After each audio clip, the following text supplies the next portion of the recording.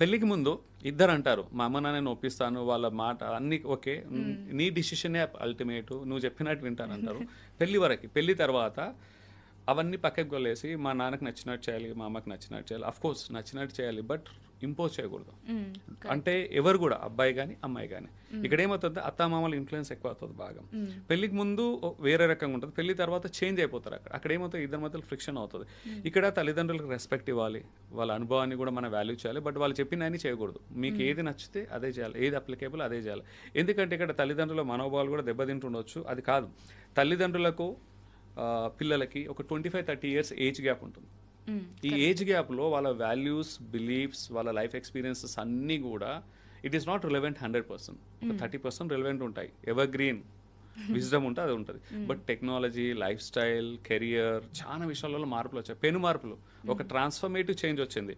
ఇప్పుడు వాళ్ళకున్న నమ్మకాలను వీళ్ళ మీద రుద్దిర్రు అనుకో, గొడవలు స్టార్ట్ అవుతాయి.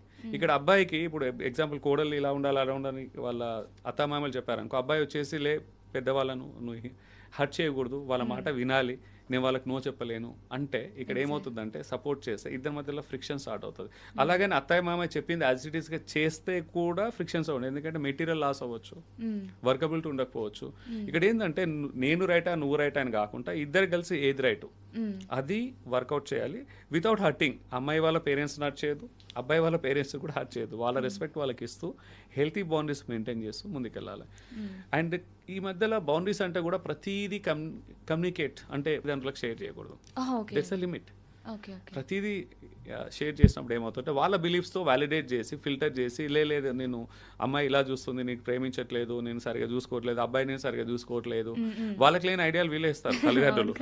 మీ అల్లుడు సరిగా చూసుకోవట్లేదమ్మా, నేను చూసుకో, మీ అత్తయ్య సరిగా చూసుకోవట్లేదు అంటే అన్ని అవసరం ఉన్నాయి, అవసరం లేని అన్ని మైన్యూట్ లెవెల్ డీటెయిల్స్ అని మీరు ట్రాన్స్ఫర్ చేస్తే, షేర్ చేసుకుంటే వాళ్ళు విన్నది ఒకటి, అర్థం చేసుకున్నది ఒకటి, వీళ్ళని బ్రెయిన్ వాష్ చేసేది ఒకటి అవుతుంది. ఇలాంటి రీజన్స్ తోటి కూడా చాలా కాన్ఫ్లిక్ట్స్ వచ్చేసి అది విస్ఫోటాలకు దారితీస్తుంది.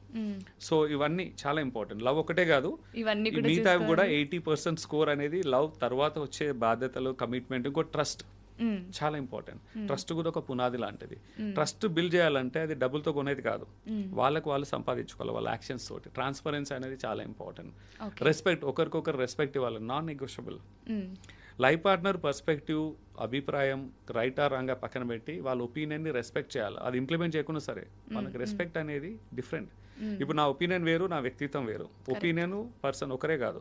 సో ఒపీనియన్ పక్కన పెట్టి లైఫ్ పార్ట్నర్కి రెస్పెక్ట్ అనేది ఉండాలి. ఓకే, నేను చెప్పింది నా భార్యకు నచ్చకున్నా పర్లేదు, దట్స్ ఫైన్, బట్ నేను నచ్చకపోవడం అనేది ఉండకూడదు. నా ఒపీనియన్ నచ్చకుండా నేను నచ్చినట్టు కాదు.